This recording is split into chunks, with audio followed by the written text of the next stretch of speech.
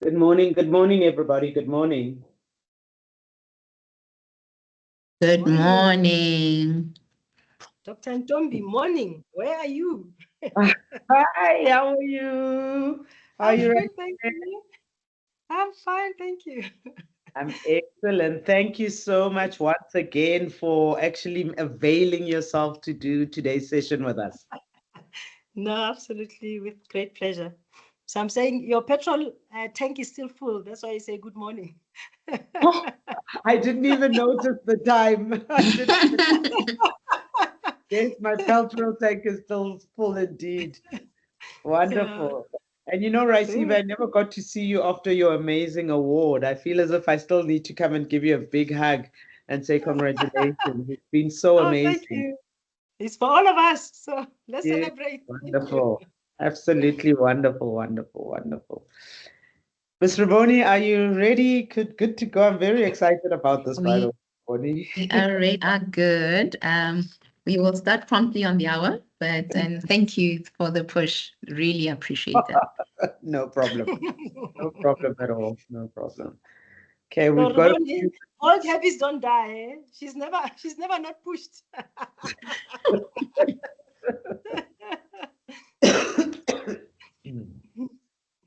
Yeah, no, but good, good. Yeah, we'll give it She's a she's moment. developing leaders. She's We are indeed. We are. Let's get a few more minutes and then we'll let everybody join. excellent.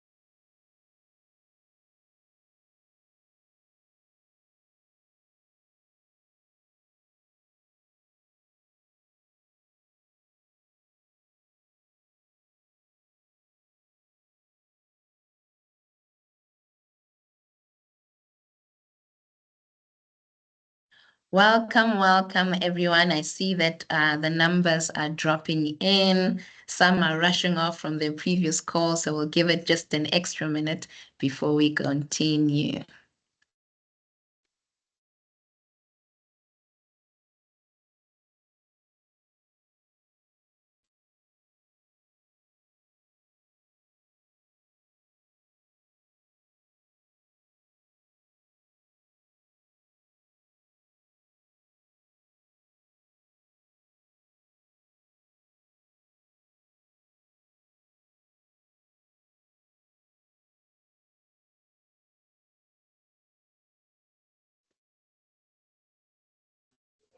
Greetings once more, everyone. I just want to send a special greeting to our partners for joining this Voices of Change session. So our partners, founding partners of the movement is Accenture, Business Engage, NetBank, and for my NetBank colleagues who are joining, we have a little surprise for you, but we'll come back to that. AECI, Anglo, EOH, Kearney, Pfizer, LSEG, and of course, to my fellow Vodacomers who are online, welcome, welcome. So we as Vodacom are quite honored to be given this opportunity to host this month's session of Voices of Change. But more than that, we are honored to have a phenomenal powerhouse as our very own group CFO, Raisibe Morathi. Raisibe? Good afternoon, ladies and gentlemen, and really great honor. The honor is mine to have an opportunity to speak to this wonderful audience. Really excited, Roboni, and really looking forward to the next hour. Awesome, awesome. I am glad that we have your former colleagues from NetBank also joining. They maybe see that we have taken good care of you as Vodacom. But on a more serious note, Raisibe, your profile is quite remarkable. So you have spent almost 20 years in executive positions, 15 years this year as a CFO across two organizations, large organizations that maybe you have sat on various boards and chaired various arcs of both listed and unlisted companies. How did you get here? Did you know from the age of 12 that you would become this woman? Please tell us more about your journey. Thank you so much. And to all the companies that are sponsors and supporters of this movement, I love you all because I think you're doing the right things. So yes, I'm family Vodacom. And yeah, so I think a very interesting question. So, children dream, and I do think, many of us have those moments of in grade 1 or whatever it was called in my time when they ask you what you want to be.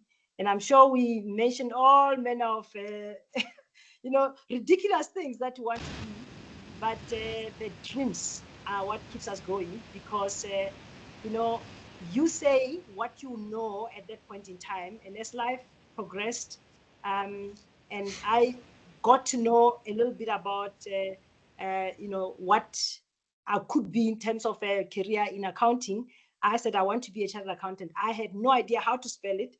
I had never seen a chartered accountant, except that my teacher told me that, oh, you're so good with accounting, you should consider being a chartered accountant. But because I had so much belief and aspirations about, what this teacher emulates and what they stand for me. And in a way, he was my teacher, but he was also my mentor.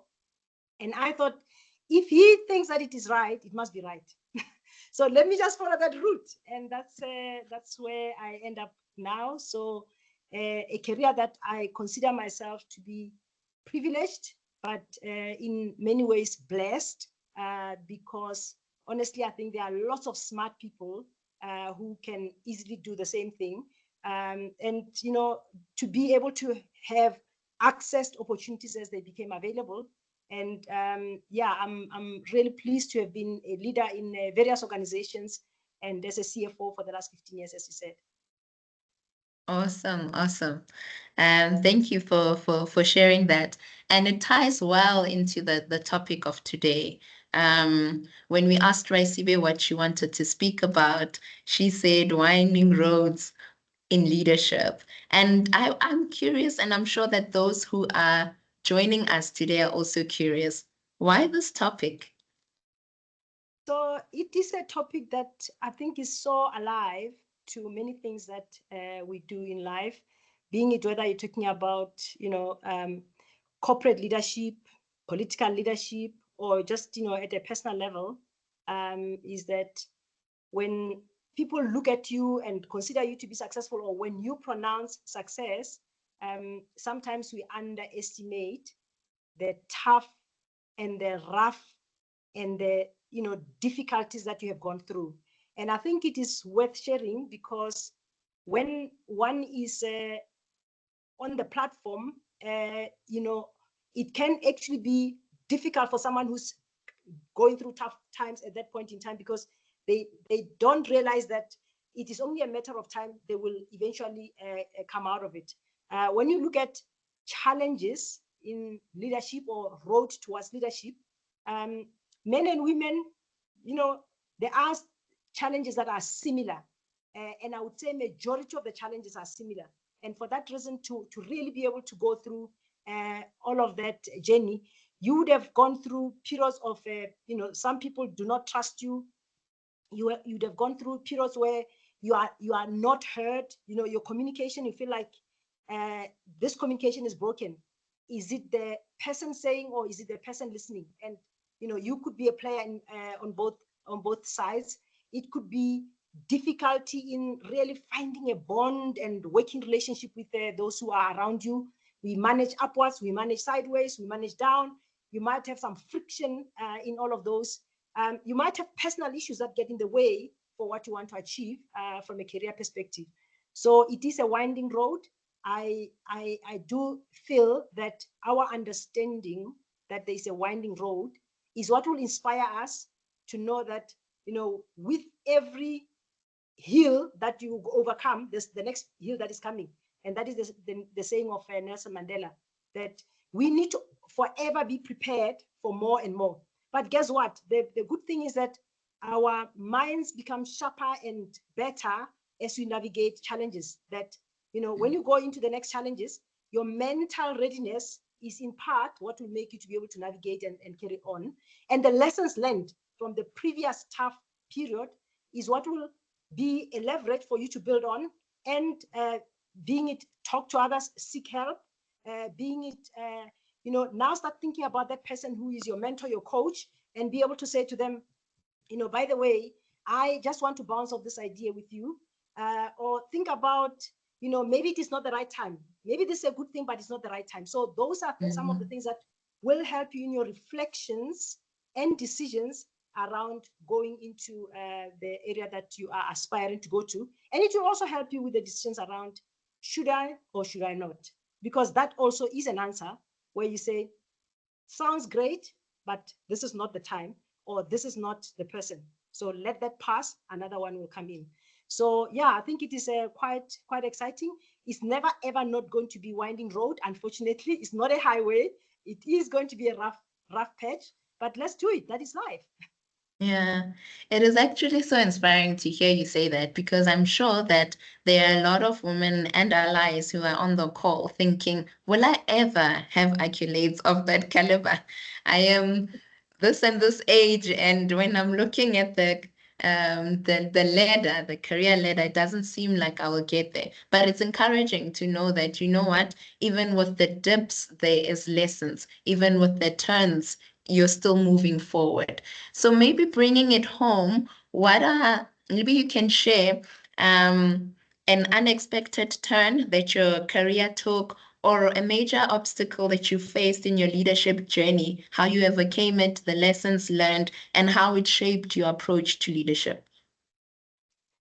So I'll give you two examples where at some stage in my career, I got a great opportunity in Cape Town, and I thought, you know what, how wonderful will it be to be, by the seaside, and we all know, living in Cape Town is quite different from the buzz and hustle of Johannesburg.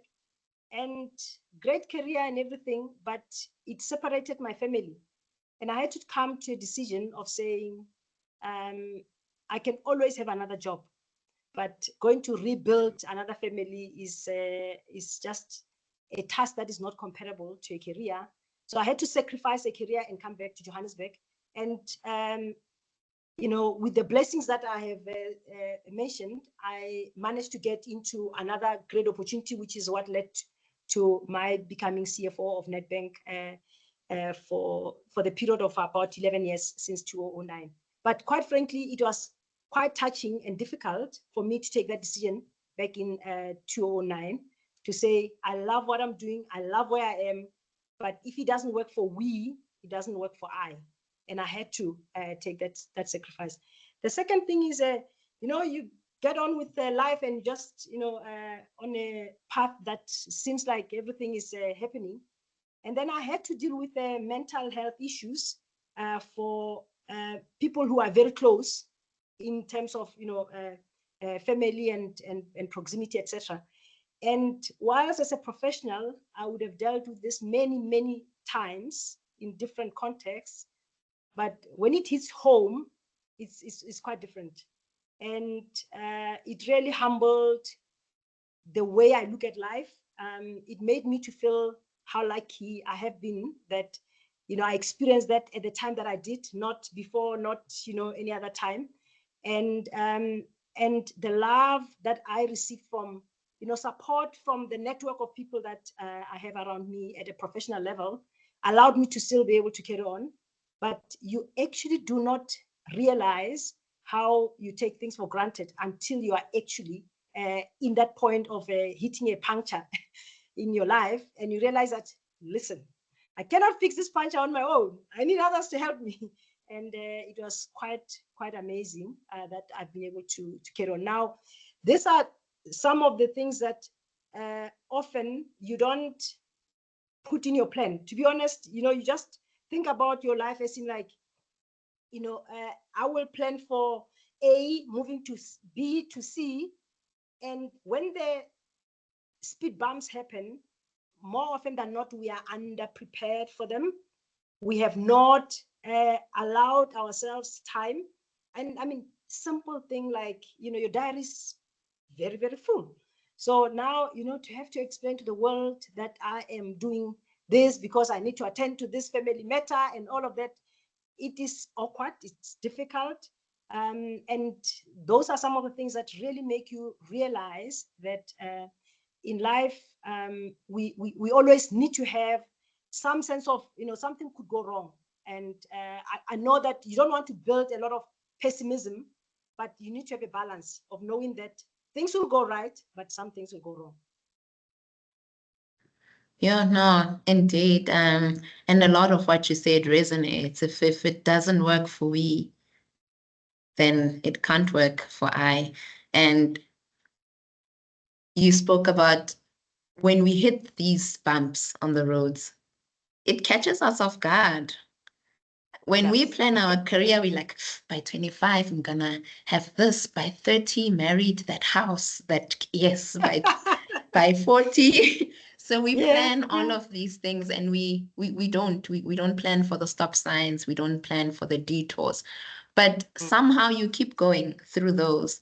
What keeps you motivated in those lows and in those bumps? What keeps you still going and succeeding? So, I mean, as a woman, and I know I'm talking to women about women, is the motivation of being a minority is first the realization that I am a minority. I am a minority because I'm a woman. I am a minority because I'm Black, and I may also be a minority because of other circumstances that I find myself in.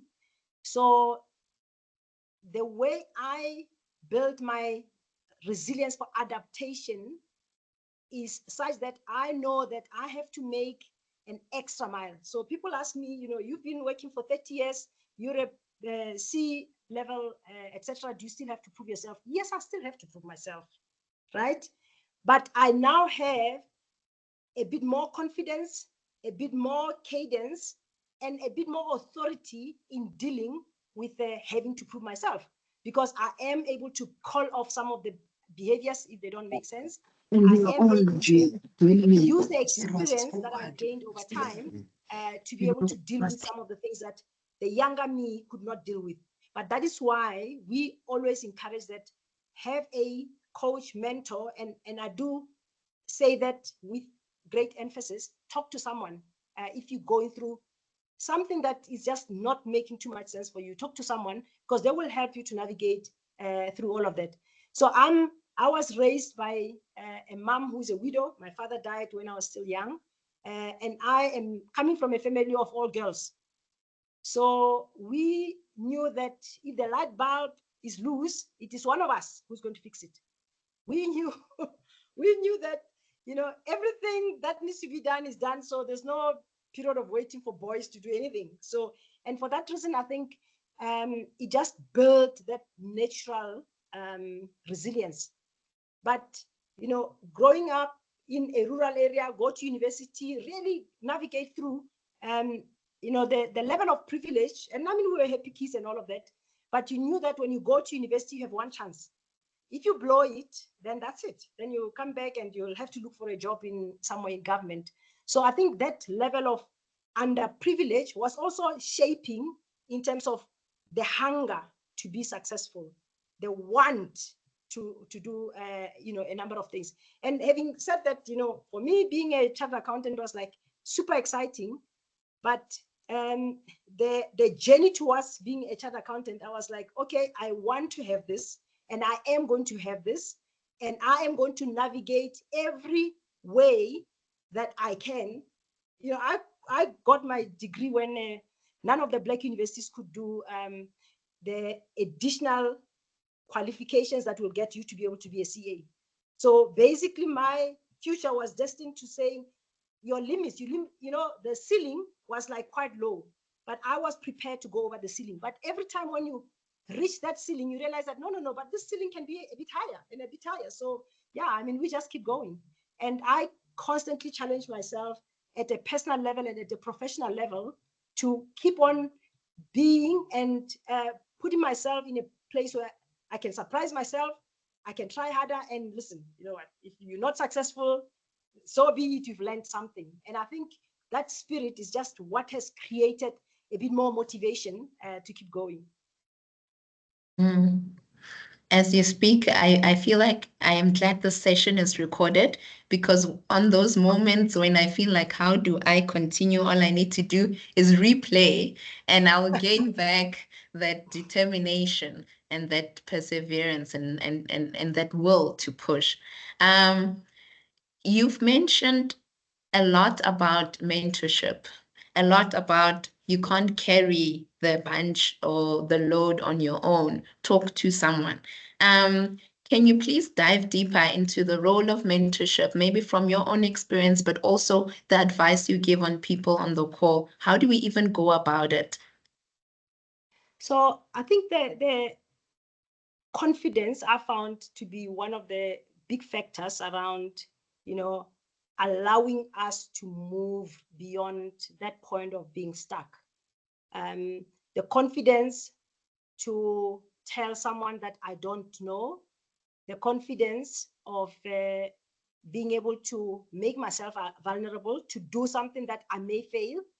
And in part, I think, there's also cultural issues that, in some ways, it's not all cultures that have allowed women to kind of just, be out there and try out things and climb the tree, fall, doesn't matter, let's, carry on like that. So, and I found there are lots of people who are keen and willing to have a conversation, to help with something. But it took a long time for me to realize that what has been the delay is for me to reach that person and make myself vulnerable. It is not so much about what that person is even going to say, because in some cases, all you need is just someone to listen to you, right? Or, you have a conversation that you're just thinking about something in a very kind of narrow way, and in talking to somebody else, they show you the perspective that you may not have considered. And that someone can be the person who's sitting right next to you in the office. It could be someone that you meet at whatever social, to an extent that you are able to establish some level of rapport.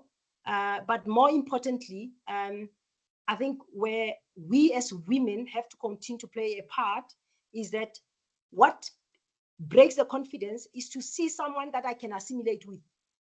If I see Riboni and I say, she's a woman like me, I almost gain a little bit of comfort of saying that more likely she will understand my problem. It doesn't mean that, you know, somebody else will not understand my problem, but it's just my level of assimilation. And that is why it is very important that no matter how hard it is as women leaders, what we represent is not our own journeys of building the legacy, but it is also what we represent of society, is what others see in us. And we do want more and more people to see in us that which inspires them. Some of them do not need to talk to you, but they just need to look at you on this platform and say, if she can, I can. And that's what the mentorship doesn't necessarily apply because I've spoken to someone. I read a lot of biographies, and I find it almost always humbling to say, wow, did this guy go through this? Did this guy have to work so hard? Does this guy, or men and women, did they endure so many challenges for them to get to where they are? But many of the challenges, when I read about them, I see me in them. You know, it's about, excuse me, it's about, you know, an opportunity that you misused. It's about an opportunity that you misunderstood. It's about, you know, the change that you were underprepared for and underinvested to deal with that change. It's about the loneliness of not having other leaders around you that you can share with and walk the journey with them. It is about communication. And I think communication, for the most part, it is the biggest part of what stands in the way.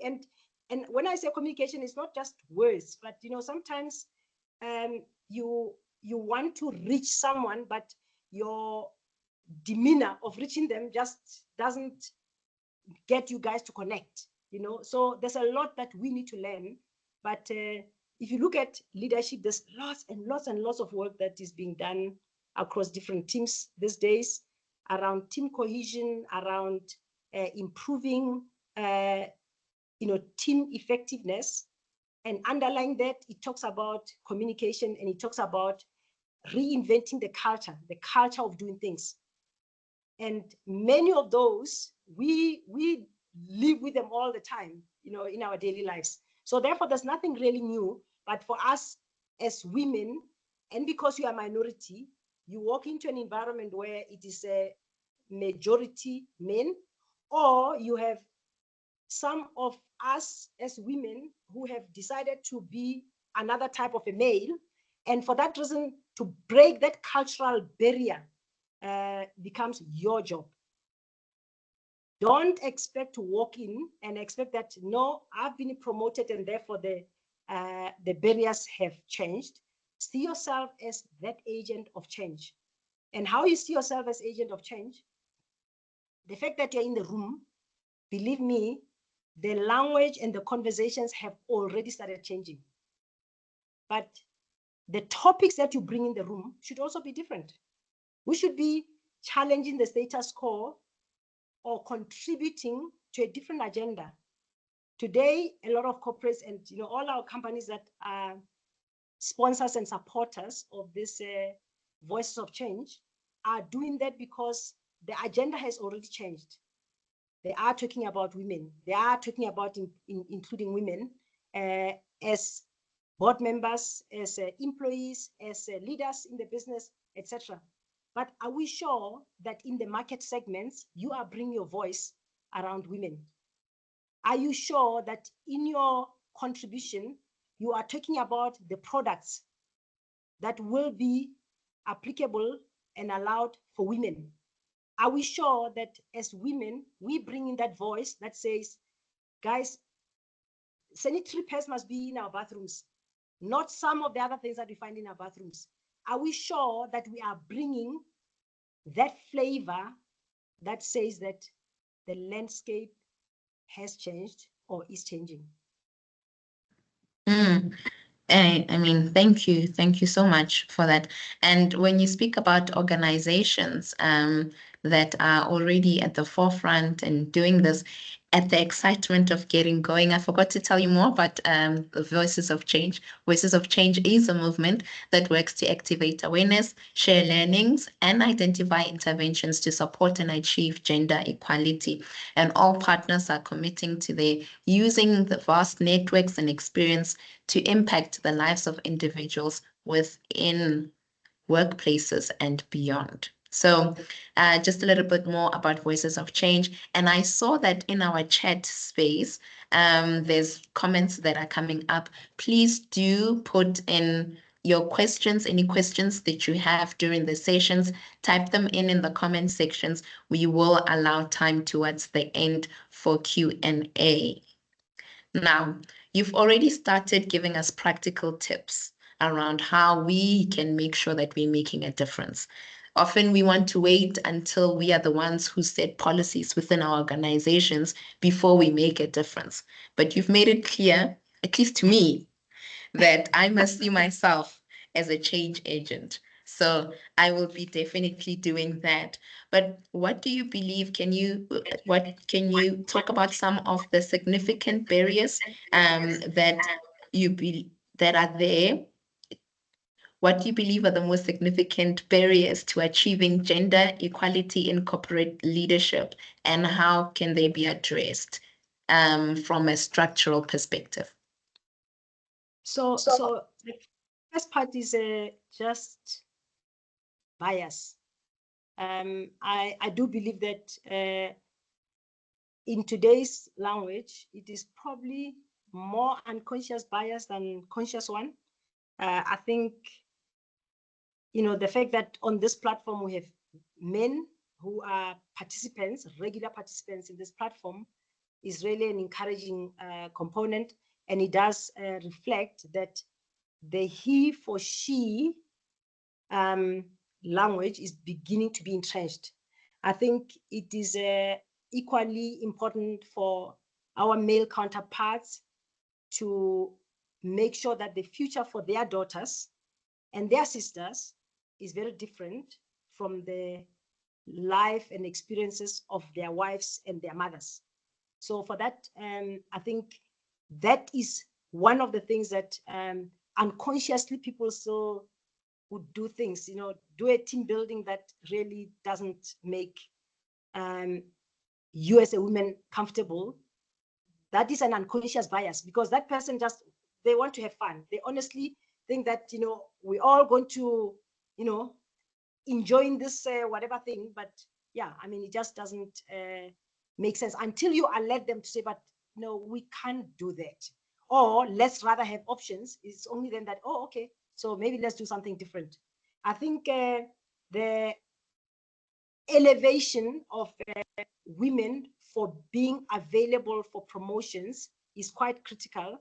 So at Vodacom, we have a program that we are running, where we get women from other organizations as well to be part of our kind of a leadership academy for a period of a few weeks, and really just get exposure to them. And some of them end up working for us, and honestly, they do excellently. But the idea is we just want to have visibility to those women. Secondly, within our Vodacom Women's Network, we have a program that we call Amplify the Voice of Women. And that is excellent, because your very ordinary stories are extraordinary for other people. Just talking about how you grew up and how you got to where you are, or in some cases people talk about their hobbies, which are like incredibly surprising. Like, you look at this person and say, you have a hobby for what? And those are some of the things that just make you to be aware of people. Now remember that awareness of who is who, Mary and Jane and so on, is not about necessarily the things that they bring to the boardroom. It's about the fact that they are there, they exist. It is about having Reboni running this platform, interviewing her boss, that you realize, oh, okay, so there we go, she's there. and that amplification of people's voices is to make them to be visible, because when the opportunities come, you are able to put them forward, and you don't have the unconscious bias of saying, I don't know who Mary is, I don't know who Jane is, and therefore, I have reservations about allowing them to do what you are suggesting that they should do. I think that the bias is what makes some of the people, men and women, put us in a bracket of saying we can't do things which are difficult, we can't do jobs which are risky, we can't lead difficult teams. But what they don't realize is, in fact, in our very emotive way, where we tend to be a lot better in terms of communication, in terms of engagement, that the transformational journeys tend to be a lot more successful led by women. So for that reason, those kind of things are about bias, about giving opportunity, are what we need to focus on to really continue this journey. I must say, the time is now. It may not seem like we are getting enough traction, but it is definitely, every day is better than yesterday, because the women agenda is now a global thing. And I do not see us going backward. What I am, however, impatient about is the fact that when you look at, the university class, the graduation class of, it doesn't matter what technical field, the number of women who are in that class do not make it to the leadership level. So it starts thinning up as you go up the ladder, and that is what we need to fix. But in terms of the pull from where we feed, we now need to focus on the how we keep women motivated. We also recognize that for many organizations, the turnover of women is higher than that of men. Then we need to fix the culture. We need to fix, those difficult conversations that make women to feel underappreciated and not given opportunities for growth. I mean, very often, people leave organizations because they get a promotion somewhere else. Why are we not giving them a promotion internally? But in part, because when that difficult project came, there wasn't another woman or there wasn't another man to speak for these women, to give them that opportunity so that they can be visible, and then align them for the next promotion. And it is hard work for all of us to do. Indeed, indeed. And my prayers always, may I be mentioned in boardrooms where I am not present, because you do need someone who's already ahead of you to place their bet on you. So well said. And when you spoke about today being better than yesterday, when I first joined, yes, I never introduced myself. I'm Ribone Shaku. Raisibe Morathi is my boss. I get the privilege of working with her on a day-to-day basis as her business manager. But when I joined, when Raisibe joined Vodacom, I was like, oh my goodness. I was actually really excited. I was like, I'm gonna have a Raisibe as a chief financial officer, because for me, being Bedi and Raisibe has always been the names of maybe my moms and my grandmothers, and really seeing that association with excellence within corporate made me believe that, hi, there's a room, there's a space. So it is indeed better. At least we have people to look up to that are already there. So in your journey, you have seen a lot of women that you've nurtured or have been part of their journey from when they were young managers to when they started getting executive roles, or those that ended up choosing other ways. What mistakes would you advise women to avoid in their leadership journey? Yeah, so Bonnie, just starting from your reflections, for me, it's just as exciting that the current global CEO of Vodafone is a woman, Margarita Delle Valle. She was the CFO, so she was my dotted line boss when I joined. Enjoyed working with her, and today she's the CEO in the group, and a whole lot of other women that I work with, Muriel, who are on the Vodacom Exco with. So really an exciting environment to see that there is a lot of us in that environment. So back to your question, in terms of the women who are that I have mentored and all of that, and I mean I have mentored men, women, and honestly, the common theme is we need someone to believe in us. I find often we take a lot of trouble in making sure that the job itself is done, which is fine, and I've done that myself, making sure that I am the perfect of the perfect in terms of getting the job done. But what we don't pay attention to is the relationships that you build when you walk into that boardroom, and people are sitting around. You need to understand who is who in terms of the influence, the decision making, and so on, and how you approach the subject. There are organizations that you need to be very quick in terms of this is the problem, this is the solution, and that's it. And then there are organizations where when you walk into the boardroom, you need to lay out the problem, pause, and then only then do we almost co-create the solution, and then later on then say, okay, but this is the solution that I'm thinking about. So do your homework in understanding what the dynamics of the place where you work, how they work. It is not uniform. And what is going to make you succeed in your organization is not the IQ, because your IQ has been tested by the university. You are here because you can do it, but it is the EQ. It is the ability to work within the system. And there is a concept of unwritten ground rules. So there are things that, this is just how things are done here, rightly or wrongly. Now, you can change them, but first understand them. What are these unwritten ground rules about this place? Is an unwritten ground rule that of if I have a project that I want to take to whatever committee for approval, I need to first go and speak to so-and-so so that I can explain to them before it goes to the committee?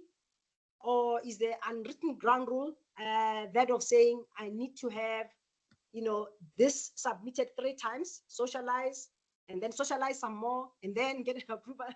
So it is those nuances. Now, in part, you can call them culture, but culture is people, is how people do things. And sometimes cultures are shaped by leaders, where a particular leader wants to do things in a certain way, and kind of the organization follows. But one day that person is not there, and then things are reshaped according to who's the new leader. But that doesn't take away power from you. You have the power in your own space to build the influence and to be able to change things that you believe need to be changed. And your agenda, amongst other things, is to make sure that the biases, the things that have not been dealt with before, are white spaces that you take care of, and you go and say, I hear you, we have done this. And you can even provide the proof points to say, we have done this in the following way, and the outcome has not changed anything.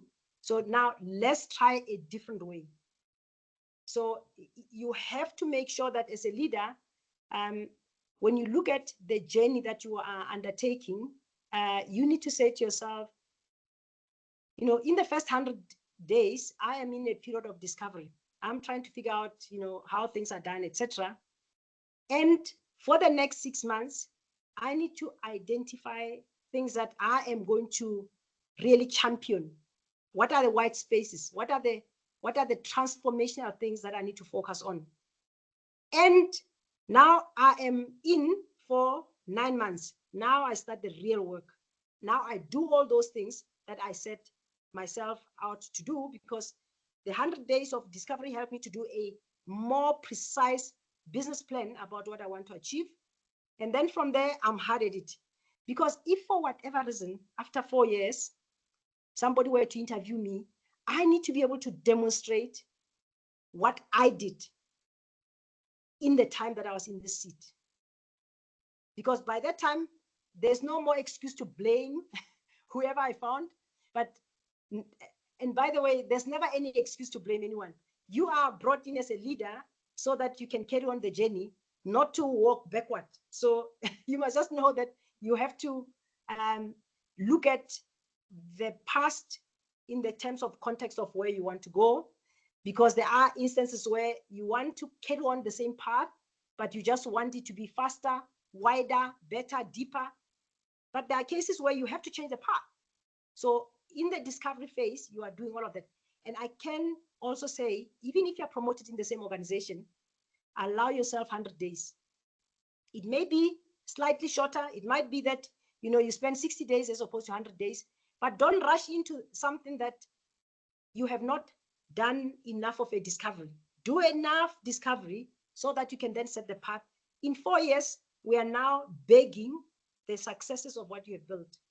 And that now becomes a very strong positioning for you to keep on building on the profile, because now in the organization, you can open more doors, because people who did not know you, who had an unconscious bias about, she's just arrived, what does she know, and so on. You can be able to demonstrate, this is what I have achieved, and then trust me, I can be able to deal with this next challenge. And sell yourself. Go to the person that you find most inspiring and say, well, I want to work for you. I want to work with you. I want to partner in that project that you're doing. Put me as a fly on the wall as you're doing whatever project, because I'm interested in what you guys are doing. And you will be surprised how many people will positively respond to that. I'm sure, some people will be kind of first in doubt, etc. I want references about you, but you have now built enough profile to be able to sell yourself. Thank you. And I could end up holding this mic and just being like asking more questions, but there are keen members in our audience who would like to ask a few questions. I will call on them to ask the question themselves. If I get no response, I will read the questions out loud. When you do ask your question, I will ask that you also show your face so that we can recognize you in future discussions. So Mabo had a question. Mabo, are you on? Yes, I am on, and my camera is on. So I'm following all of the instructions, Ravone. Hi, Raisibe, how are you? Hi, good, thanks, and you? Thank you so much for taking the time to spend this time with all of us. I'm learning so much just from this talk. Two questions that I have, and I'm really curious about. First is, I mean, in some ways, many would say you've reached, the peak of the mountain, right? You're CFO at Vodacom. I'm really curious about, when you think about the rest of your career, what do you look forward to? What are some of the opportunities? What are some of the things that you still want to do? Is the first question.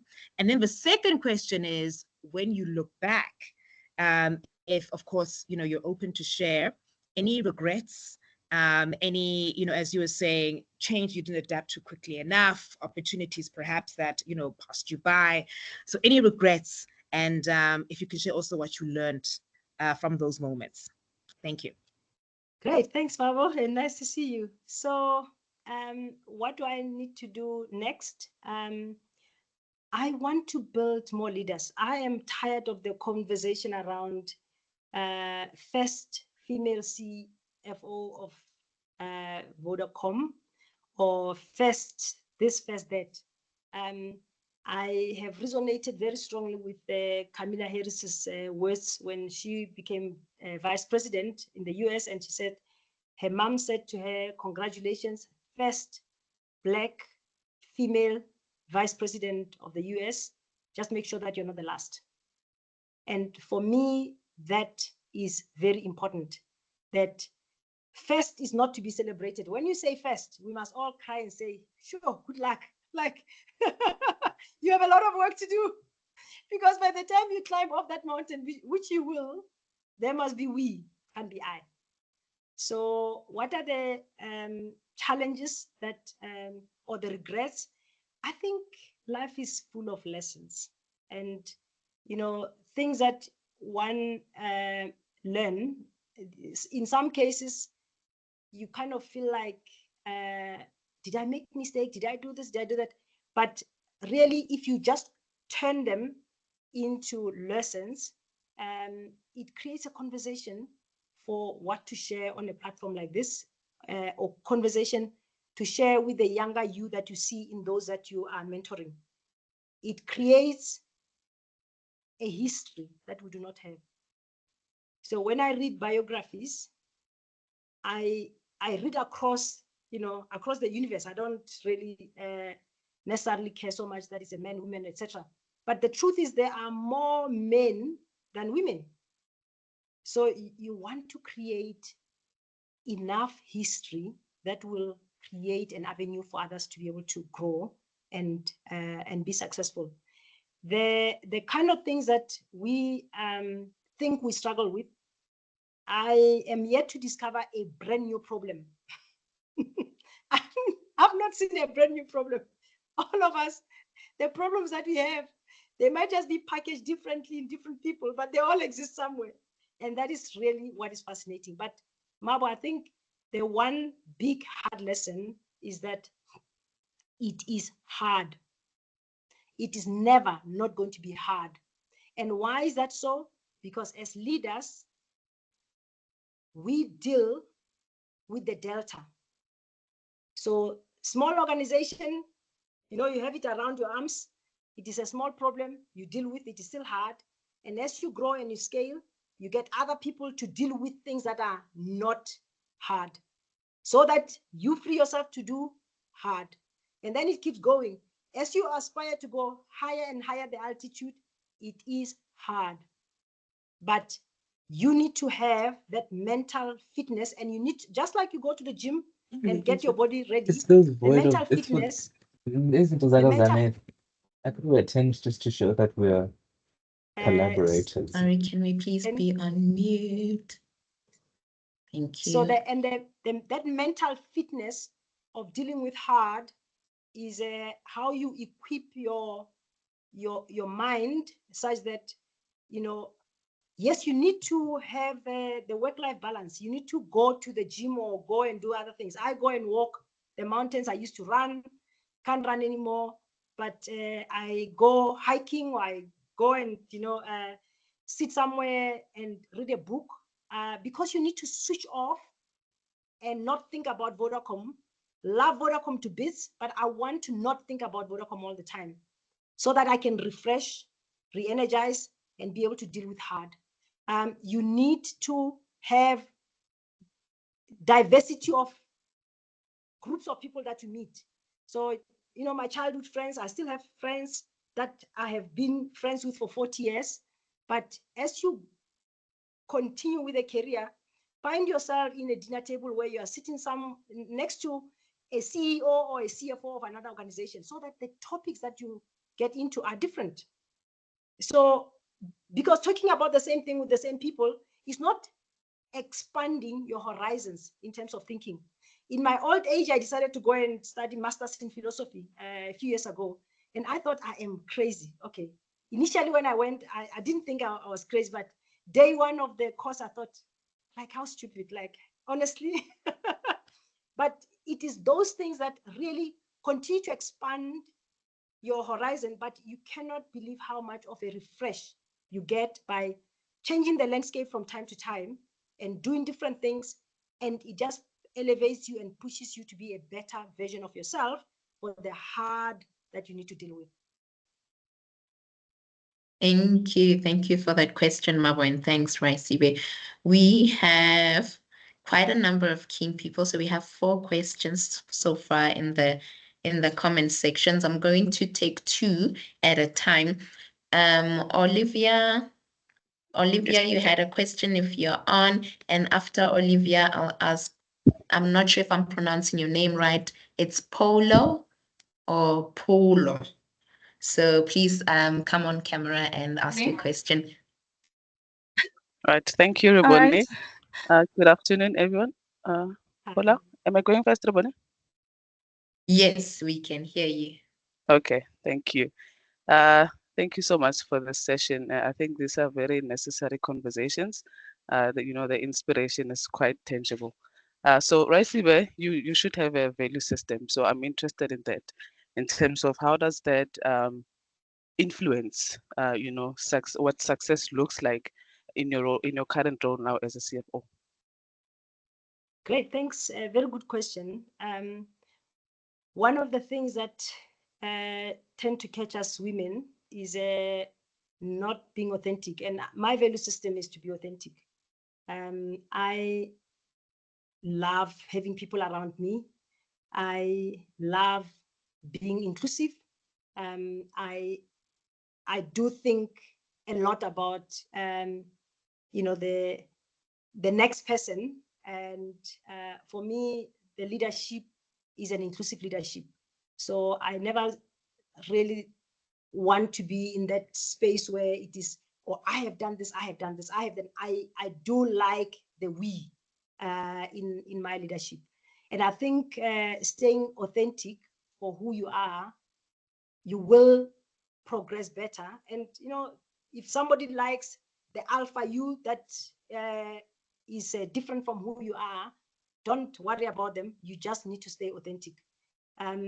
I find that for the role of a CFO, there are many things that you have to call out, certain things you have to say no, but I am very comfortable to say no still with a smile. Whereas, one would expect me to be perhaps a lot harsher in saying, no, which part of no did you not get? No, you can still get it with a smile.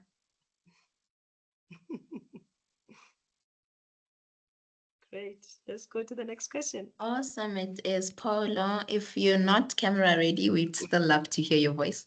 Hi, can you see me? Yes. Hello, my name is Lehakwe, and I'm from Accenture. I want to know rather that was it always your plan to be CFO? Besides hard work, what did you do differently to become CFO? Did you communicate it? Did you tell any of your leadership, your mentors, that this is what you wanted to become?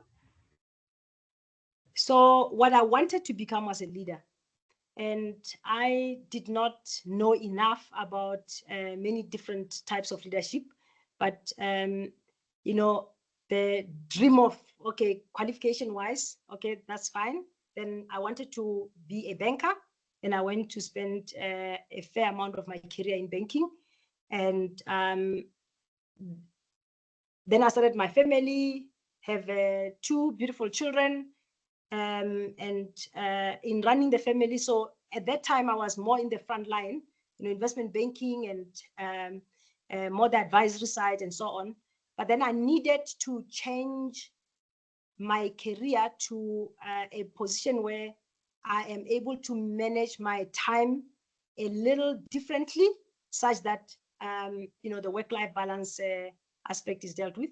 Because I was traveling a lot. I was I sent my son to nursery school when he was 6 years old, and until today he still cannot speak the home language properly, which is quite upsetting for all of us. So and I wanted to spend more time with them. And as a CFO of a listed company, whilst you're busy, you travel to roadshows, etc.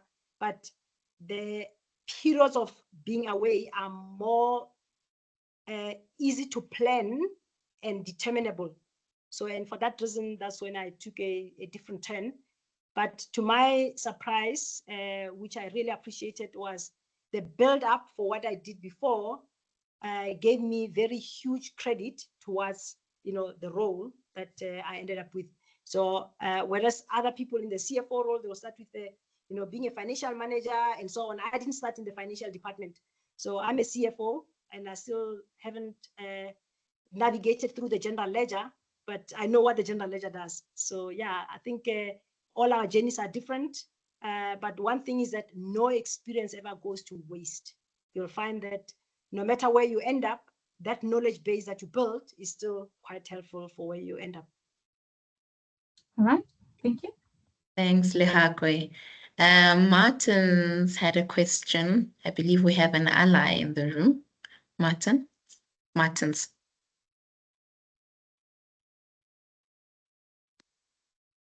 While Martins is doing a mic check 1 2 1, I'm gonna ask Judy had her hand up. I'm assuming you want to ask your question that way. Hi, Raisibe. How are you? I'm good, thanks. Raisibe, a little bit of a personal question, maybe. Two questions actually. What are your hobbies? What feeds your soul when you're not being a CA? Because often as women we have that creative streak that we don't always get to flex in the workplace. And the other thing is, as you grow up, as you grow higher in your career as an executive and stuff, you spend more and more time away from home. And, even when you're at home, you're at dinners and stuff like that.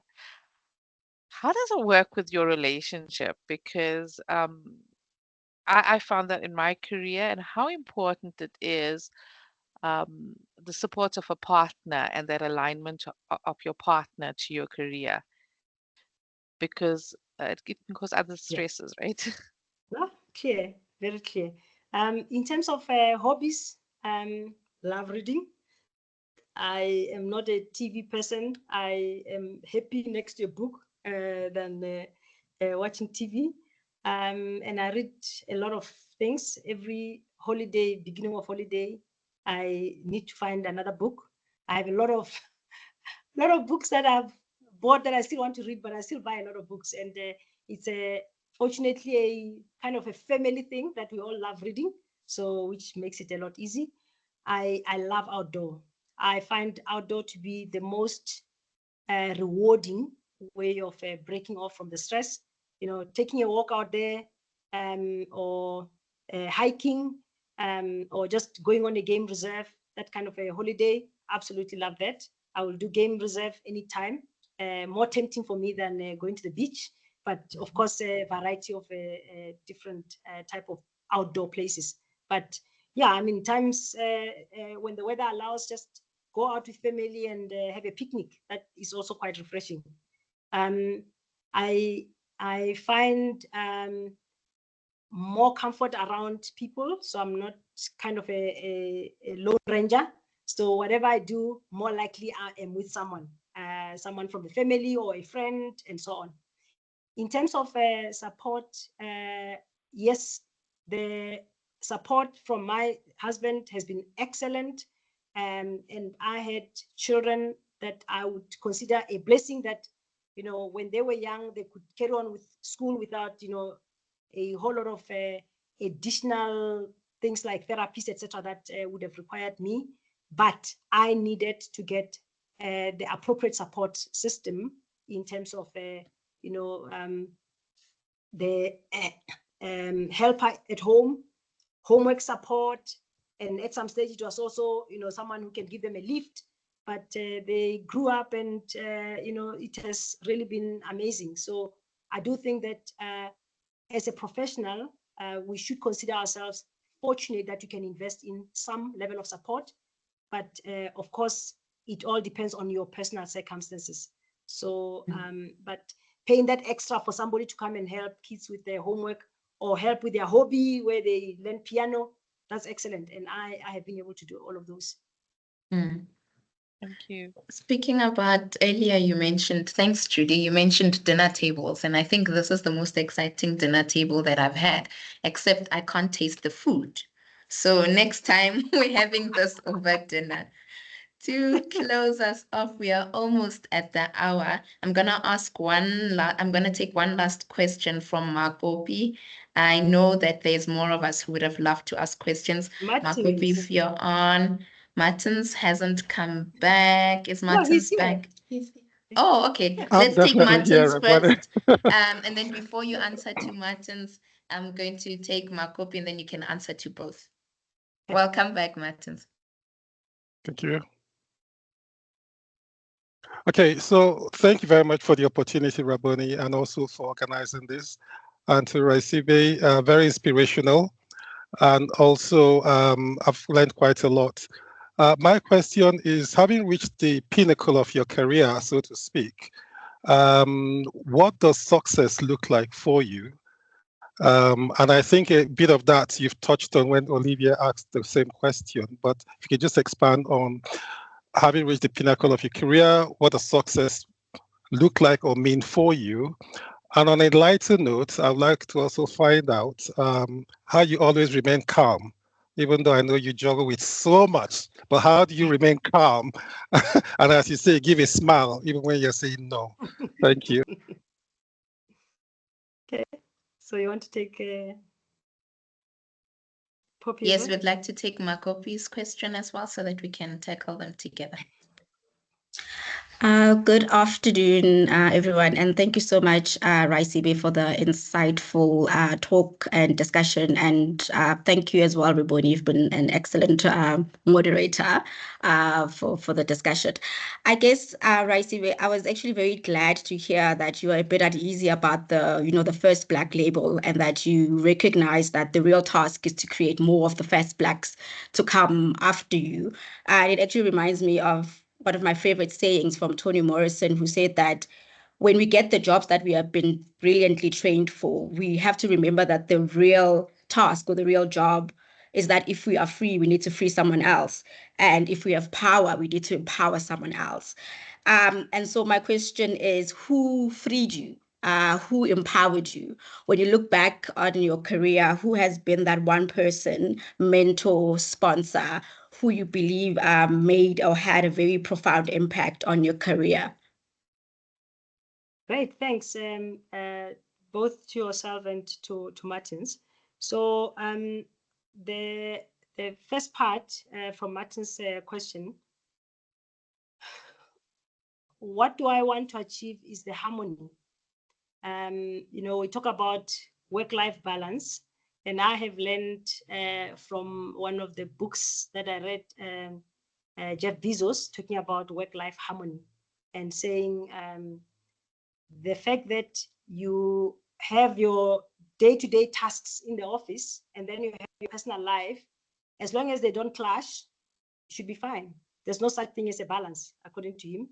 And because in one day you are required more in the office than at home, and one day you are required more at home. So for me, being able to be a mother, be a wife, be a makoti, or a daughter-in-law, and be a professional is the harmony that I find to be a privilege and a blessing to have in my life.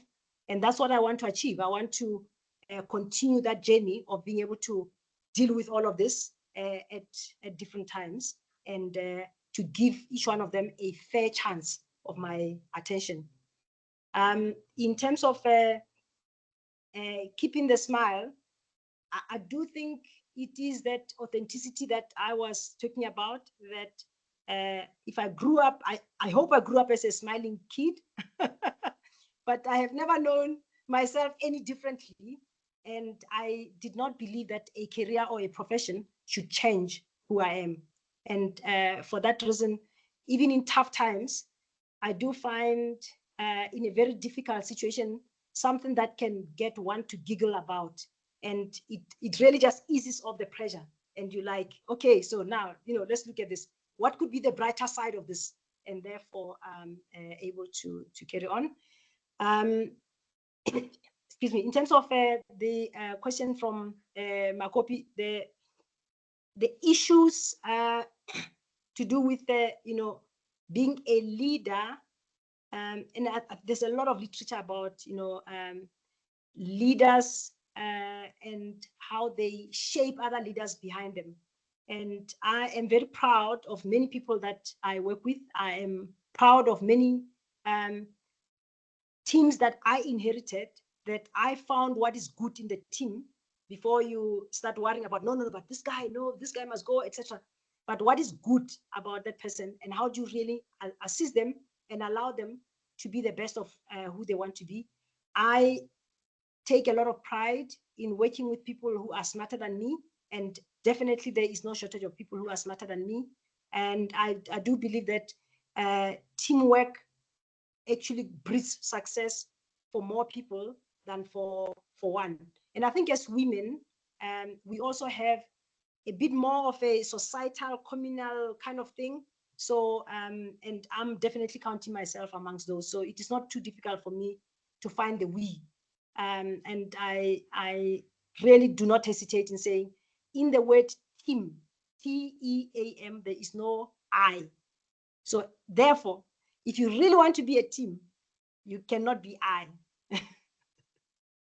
Indeed, indeed. Thank you so much, Raisibe. Thank you. What a wholesome discussion. And thank you so much to all the 300 of you who have taken this time out to bond, but also invest in your personal journeys.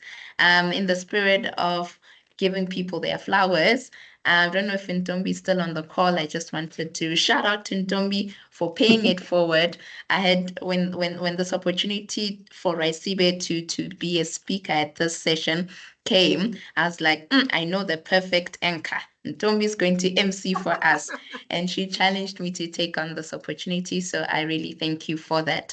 And that is it from us. Thank you, Raboni. You did a great job. Thank you very much for taking on my challenge. And thank you, Raisibe, for joining us today. Fantastic Thanks. session. Thank you. Thanks to both of you and to our audience. Really lovely. It was an amazing hour. I have flu, but I think I've healed now. I've recovered. Awesome. Thanks, everyone. Thank you so much. Thank you, everybody. Bye. Bye. Bye.